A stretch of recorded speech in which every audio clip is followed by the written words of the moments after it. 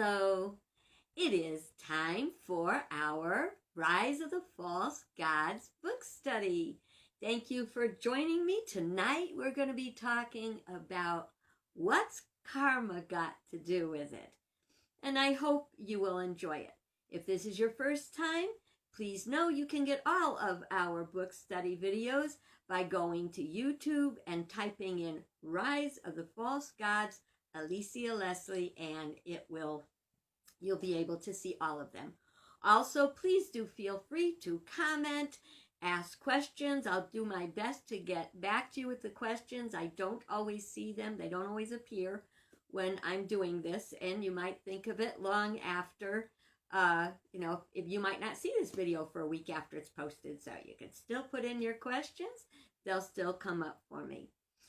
So, update. I am still computerless, and the computer store did not call me back. Not the computer store, the repair shop did not call me back to tell me if they can save my data. So if you can kind of hold that in your good thoughts, that would be appreciated. Okay, so tonight let's get about our study. And don't forget, you can share, you can like, and you can subscribe on YouTube. So let's go for it. Oh, before I get started, a little disclaimer. What I am talking about in these classes, or study group sessions, is about what my experience, my knowledge, my education of metaphysics has brought to me that I want to share with you. What I am sharing you is how this works in my life and how I hope it can work in your life to bring you a better life, and that together we can share these teachings with others as we live a better life. And sometimes they'll just look at us and they'll go, what do you do that you can, you handle this so well? So, okay, so I had a conversation with a friend of mine earlier, and we are of like mind about most things, but there was an issue that came up where we had fundamentally different beliefs about how some things work.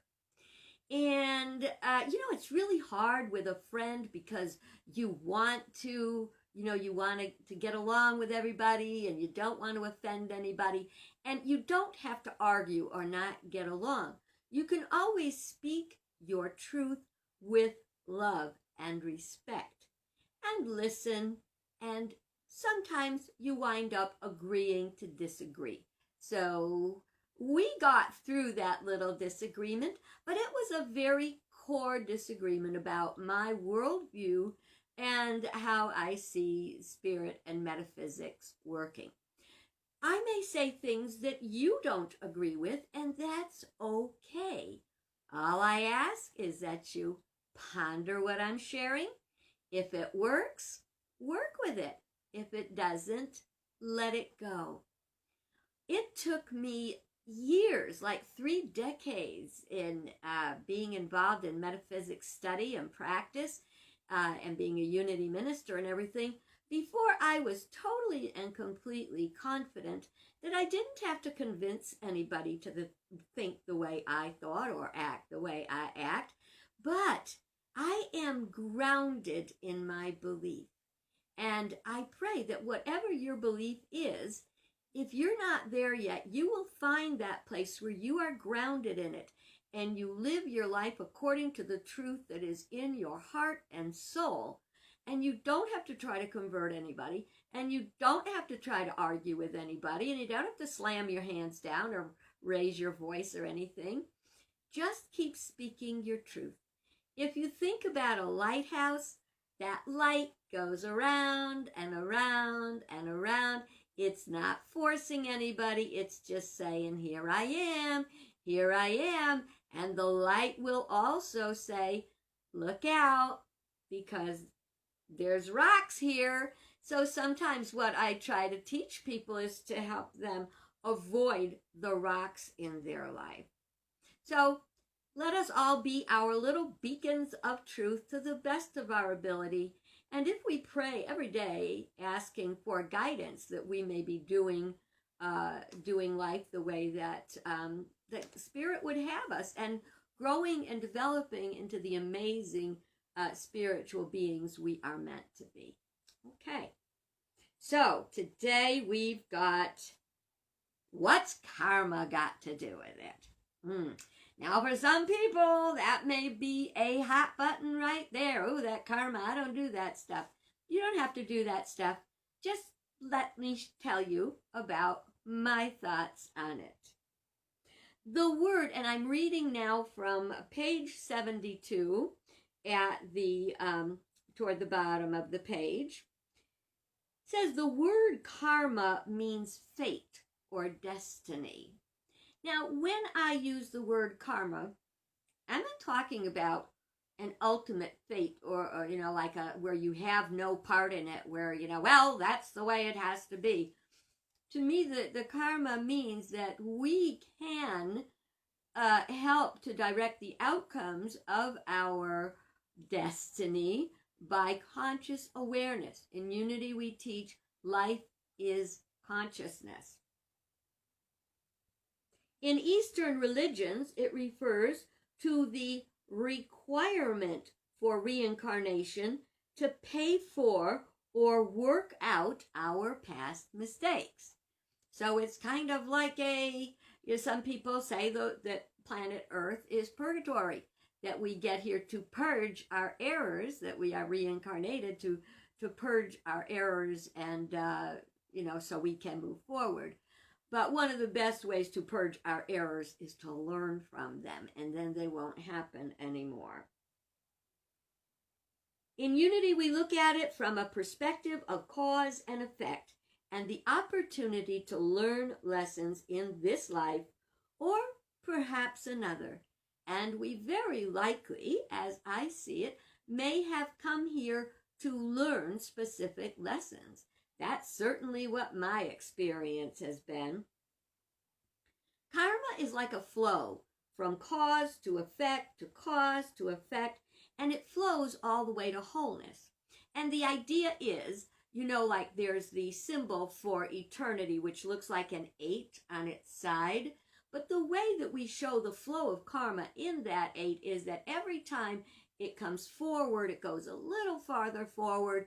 And every time it comes back, it doesn't go quite back so far. So it's, it kind of like goes on and takes us to develop our wholeness. It's a vibrational flow of spiritual energy and enlightenment. The enlightenment will come. We determine how long it will take. We will determine how long it will take based on whether or not we consciously live our lives instead of going around and doing the same thing the same way over and over again and wondering why, nothing changes. Well, here, the little lesson there, do the thing a different way and you'll have a different result. If we want to stop the cycle of karma, it would look like this: cause to effect, analysis and learning, new cause, new effect, etc. We can learn in increments, a little bit and a little bit and a little bit, just like when we go to the gym. Every time we go, we're stronger. So spiritually, the more we live in alignment with spiritual principle, every time we do get stronger. As we progress, there will be fewer incidents of adverse effects because we won't be doing the things that bring them on. In my personal experience, I have noticed that the time between the cause and the effect shortens, almost to what I call instant karma. Sometimes we'll do something, bang, we get the effect right away, and you go, oh, I get it. I've got that one now. I don't have to do it again. That's likely due to increased awareness. And sometimes I think it's like, if you had one of those balance scales and you had, let's say you had some little black beans over here, which was let's say it's the karma or the lesson, a particular lesson that you came in to learn. Then you had a handful of white beans, and one by one you would drop those white beans onto the scale, which means you're starting to get the lesson, and the scale starts to come into balance. And when you have learned your lesson, you are in balance. You don't do that one anymore. I got so many lessons I think that I have yet to learn. I'll probably be coming back for a while. There's another type of karma, and that is called collective karma. This results from groups of people of shared mentality or consciousness. It's like they're on the same wavelength or frequency. The law works as it does with individual karma. The vibration of thought energy sent out attracts in kind. People are drawn to groups within the same frequency, which Fillmore defines as nucleating. He tells the wonderful explanation of the creative process. He goes, when you get an idea and you start thinking about that idea and it builds energy, he says it nucleates energy, and when enough energy has been collected, then there's manifestation. That's like spiritual growth. That's an aha moment, okay? Now then we've got karmic relationships with one other person or a group of people. We draw either what appears to be a perfect match or the opposite of where we are in consciousness. Whether it seems to be that divine, a soulmate, or whether it seems to be the bane of your existence. Either way, these things have come to us as a means of learning. If we belong to a group, let's say we belong to a special interest group, like let's say Protectors of Animals or Habitat for Humanity, people of like mind are drawn to that, and through that they work together for higher good. If you find yourself in a contentious group or a contentious relationship, chances are, if you're not learning how to be a better person through it, that may not be the group for you. That may be your karmic lesson, which is to follow your heart and your soul to that which is right, because you can feel that. We think about ease, we think about flow, and then we think about dis-ease when we are not at ease. Charles Fillmore, co-founder of Unity, said that the mind of peace precedes all healing. We're going through some pretty crazy times right now, and we need healing.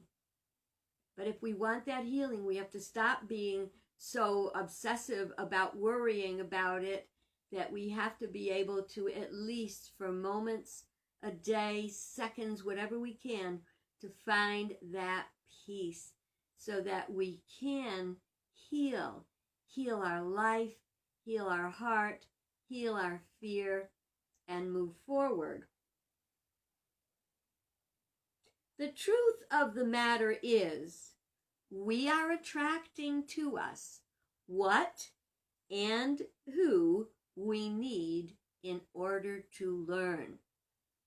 The things that are coming up for us as individuals and as a collective, whether it's by groups, families, political parties, or anything else, we have come to grow. It has come from our growth, and it has come up for healing. We've got a funny saying in Unity that is, whenever you declare something to be true or that you want, all that is unlike it comes up for healing. You may declare that you're going to start really getting your finances in order. And then you may find, what you may think is a wonderful opportunity to spend what you don't have, or an unexpected bill, or a broken computer. But it's come up for healing. What are we healing? We're healing our consciousness. We're healing our conscious awareness and raising it up to greater faith and greater strength. Now, there are many, many, many resources to explore karma at depth, but that's not what I want to do right now, because what I just wanted to do was to bring it up so that we could think about it, we could ponder it, and take that as something that we can observe in our own life, see how it's worked in the past, see how it will work as we learn and grow. Now, there are hard questions that require answers. As an individual creates through their ideas, so do groups. Here's an example. And please, this is one of those times where I may hit your hot button or offend you. I'm just going to ask you to take a breath and roll along with me. You don't have to take any of what I'm saying as something too personal or to be offended. I'm just sharing with you what I have learned, what I have studied, and how this works in my life and in the life of all. In this land of the land of the free and home of the brave, we experience issues regarding gun control. As long as there is no means of sensible and responsible gun control, innocent people will continue to die in increasing numbers. It happens every day. And we want to overcome that. That is not a way to solve your problems, is by shooting someone. Another unpopular belief of mine is that war will never bring peace. I know we want to defend our country. We want to have peace, but we'll do much better having peace when we start studying peace and not making war. Yes, we are in places in the world, in our lives, where I guess war is a current fact of life, but it is not a spiritual principle, nor is it a spiritual truth. When I saw that big old nuclear bomb that Kim Jong-un was showing off the other day, my heart sank. It's like, no, that's not the way. That's not the way. One of the things, that little discussion I had with my friend earlier today that I was talking about, she kind of indicated I'm like an idealist and a kind of a goody two-shoes, but that's okay, because I think Jesus and most of the other big spiritual leaders are idealists too, because we see an ideal. We see a wonderful potential and possibility. And I don't want to give up on that. That's what I want to feed. I don't want to feed fear and anxiety and misery. The reason that we have more guns equals more deaths equals more guns equals more deaths, and it increases and increases. We're living under the lie that these guns are going to make us safer, which they absolutely positively will not. Disclaimer, I am not against people having guns, okay? Frankly, doesn't float my boat, but I am not taking anybody's doggone guns. I'm not saying somebody got, but I am saying we have to have freedom, balanced with responsibility and responsible ownership and responsible sales and purchase and responsible consequences for misuse. The law of increase, the more we do something, the bigger it gets. You know, Lay's potato chips, bet you can't eat just one. That's a challenge. But they say, we want our freedom. I have a freedom. I've got the Second Amendment, which is misread by many gun fans. And again, I don't want to take your darn guns. I stand for reliable gun ownership. Until we get this, we are going to suffer increasing violence and death with guns. Why? Is God punishing us? Is the devil gone wild? No. It's a simple matter of we haven't learned our lesson. We are putting our ego and our personal power and money through lobbying in the gun industry, the firearms industry. We are putting that above the good of the whole. And our whole lessons that we're supposed to be learning here are about not only our personal growth and development and good, but the good of the whole. Now in this is quoting, now in this land of the free and home of the brave, since the 2017 mass murder in Las Vegas, many are no longer as brave about going to events where they feel vulnerable. Can't even go to Walmart, if you recall, a couple years ago. That is not the good of the whole. We are mutually accountable and collectively responsible.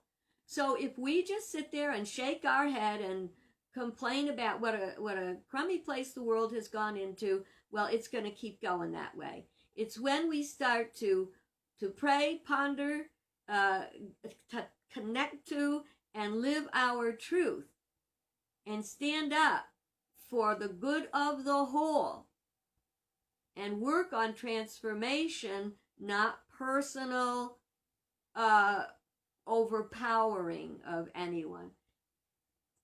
You know, goodness cannot be imposed. Morality, integrity cannot be imposed. It must be exposed, expressed. We cannot make someone behave a specific way. We can't make them do anything. But what we can do is speak our truth, speak it often, and work toward the change.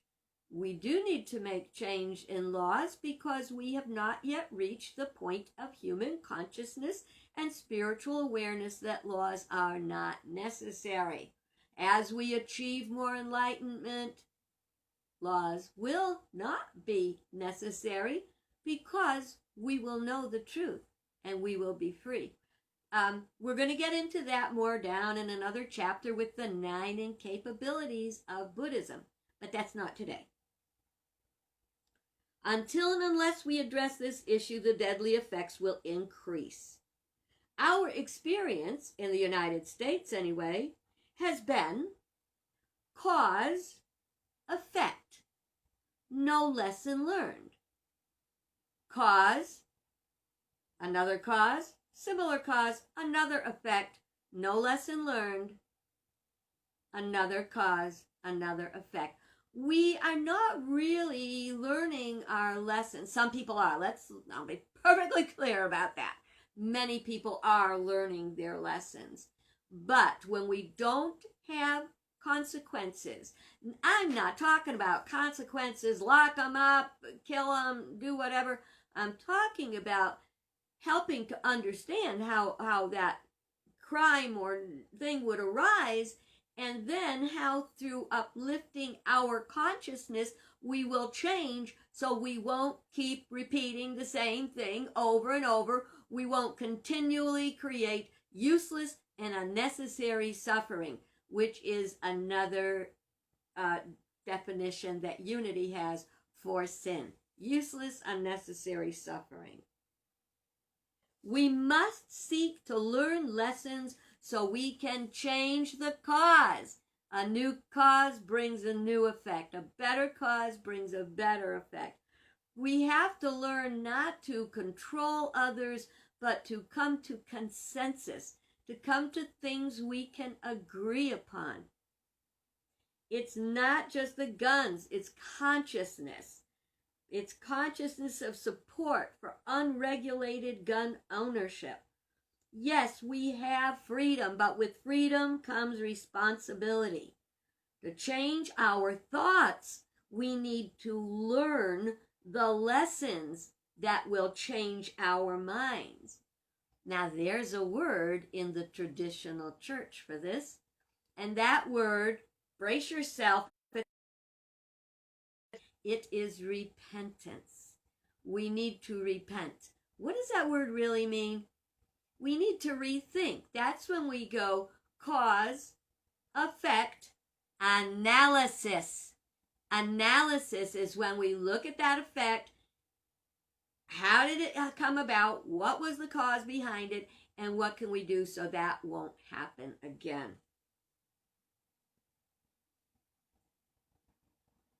Karma, cause, effect. Karma, cause, effect. Keep thinking of those three words. Look at it in the activities in your life. It's simple, but it's not easy. The principle works in every aspect of our individual and collective lives. Now, I got an experiment for you. Think about some issues we are facing in the world today. Poverty, war, climate, disease, broken families, racism, gang issues. I invite you to look at these. Just turn on the news or read the paper. Turn on your computer and the news is going to come flying out at you. Say, that is an effect.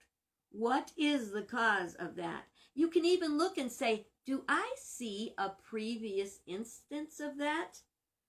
And with that, I want to share with you, let me see if this is short enough. Yeah, this is short enough. Okay, I think I'll still finish on time. This is on page 75 in the book, and it is our current world crisis karmic. We are in a world crisis. And understand, I wrote this in 2015. We were in the very similar crises now, only just as I said, through the law of increase, they're getting worse. Why are they getting worse? Because we haven't addressed them through higher consciousness. We keep trying to correct them at the level they were created. Einstein knew that. He said we can't solve problems at the level in which they were created. We have to rise above it. Hop off the soapbox. Okay, when we look back at the horror of the Holocaust, we may think we are past that. We think it will never happen again. But did we learn how to never let it happen again? Hold that thought in mind as I share the following. Consider each question carefully and ask yourself, is there validity? And what can we do about each consideration? For those of you that have the book, it's on page 75. If you pop on to, if you're an Amazon Prime member and you can get it on your Kindle for free under the Prime Kindle thing, or you can buy the book or download it as a Kindle book. I don't know, $5, I think. I don't care. This isn't about money. This is about sharing positive principles that can change our lives in the world we live in. Okay. We are ready to do vote. I voted days ago. I know some of you voted. Your vote is very important because it is a part of your freedom. And it is very important that when you vote consciously, that you vote principle, not personality. Okay, now this is going to be a tough one, so suck in and hang tight. Early warning signs of fascism. This came from a display in the United States Holocaust Museum. Powerful and continuing nationalism. Nationalism is when you think separate. I am, more important. I need to be more powerful. I want what you have. I'm going to come get it. So when we think, that's like one body part thinking they're better than another body part. Disdain for human rights. We must take care of each other. Oh, and when I go with the nationalism, I don't think it's in here. In our country, we are sharply divided between Democrat and Republican, conservative and liberal. Folks, we need both, but we need them all to be looking out for the highest good of the whole. Please hold this in mind when you are voting. Is the candidate I'm voting for, the candidates I'm voting for, are they working toward the good of the whole? When I say the whole, I'm not talking just you and me in our country. I'm talking climate change. I'm talking coronavirus. I'm talking all of it. Please, I am urging you. Disdain for human rights. Are we honoring human rights? Identification of enemies as a unifying cause. This is what has caused our divisive politics, is we have looked at the other party as the enemy. But that's like a bird looking at one of its wings as favored and the other as an enemy. They're both wings of the same bird. What's important is that the bird can fly. Okay. Supremacy of the military. Did you see that big old bomb of Kim Jong-un's? Have you heard about do you know how much money we spend on our military? What if we spent 10% of that on valid peacemaking? Again, I'm not knocking the military. We have dedicated people doing a dedicated job to help us stay safe until we learn to be peacemakers. Rampant sexism. My friends, we have sexism. And if it's not in here, racism. Controlled mass media. Did you realize that most of our regular network television, radio stations are all owned by a single corporation? Yep, look it up. Google it, baby. Obsession with national security. Listen, we cannot build walls around ourselves, around our hearts, around our families, not even around our homes. We're all meant to be in a flowing, a flow of oneness. Okay, religion and government intertwined. Now that's a tricky one, because religion and government cannot be separated, or spirit and government. They can't be separated, because it's all about our moral values. That's what all our things should be about. But when you're talking about a religion, our country is a melting pot of cultures and religions and people and ages and everything, okay? But if I got in there and I said, if I got in there and said unity had to be the religion, there would be no problem, because unity sees God in all faiths. But if we go in, if I were Jewish or Muslim, and I said everybody's got to be at this, everybody's got to do this way, and makes that a part of the government, we just experienced that today, my friends. Pay attention and pray. Okay. Corporate power is protected. That means the big guys, not the little guys. Together one day and seriously look at a little thing called Citizens United. I'm not going in there tonight. Look it up. You're grown-ups. Labor power is suppressed. Remember all those people forced forced to go to work when the COVID was raging through their companies. They had to go be meat packers. And think about these things. If our wages are held down and we can't have a living wage and we can't work, we can't even get to work now because of the COVID virus. But do you think we drew that to us to teach us about what really matters? Obsession with crime and punishment. You know, they used to call jails correctional facilities with the idea that the person would go in and get healed. That's what they need to be. Fraudulent elections. Hello. In writing. National Holocaust Museum.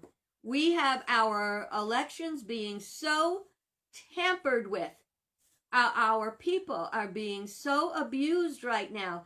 Everyone has to go out and vote in person, risking the contagion of the coronavirus, because we have a fear that if we don't get that vote in there where it belongs, anything can happen. Let me tell you something. A fraudulent election is when people are messing with how it's done, and the ones that are messing with it and how it's done are doing it right in the open, folks. Open your eyes. That's that. The good news is times may be tough, but history will reveal tough times bring out the best in people. May these tough times, as we connect with Spirit and lift our consciousness, may we know that this is bringing out the best in us, not the beast in us. We are amazing, and we're going to stay amazing. And no matter how this turns out, I invite you to be your best self every day. Through enlightenment, we will overcome both the mental and emotional distress of tough times and the illusion of invincibility. Okay? If we have an illusion that we're invincible, we are so wrong, because we are a part of a greater whole. Life is a journey, not a destination. The more enlightened we are, the more pleasant the journey. I know that was a little tough tonight, but I pray that if I offended, that you think on it and ask yourself, what is it that I heard that offended me? What is it in me that was offended, and why? I hope you have a good night. And let's see, tomorrow, it's only Monday. Tomorrow we're going to be in a new section, and it is Awakening. How did we get here? It's a really fun place to go, a little lighter than what we just did. So thank you. I appreciate you so much. Please vote. Do not vote personality, vote principle. You know what? If I think of it, I'm going to post my conscious voter thing, so keep an eye on my Facebook timeline for that. Alrighty, have a great day. God bless, and I'll look for you tomorrow.